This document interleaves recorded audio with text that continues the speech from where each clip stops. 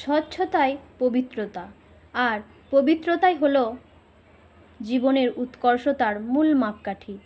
প্রতি বছর 2রা অক্টোবর মহাত্মা গান্ধীর জন্মদিন উপলক্ষে গান্ধী জয়ন্তী ভারতের জাতীয় উৎসব হিসাবেই পালিত হয়। গান্ধীজি বলেছিলেন, পৃথিবীতে তুমি যে পরিবর্তন চাও তা নিজের থেকেই শুরু করো। জয় হিন্দ, জয় ভারত। আমরা প্রত্যেকেই চাই একটি সুন্দর জীবন গড়ে তুলতে, আর জীবনকে সুন্দর করে গড়ে তুলতে হলে চাই নির্মল পরিবেশ।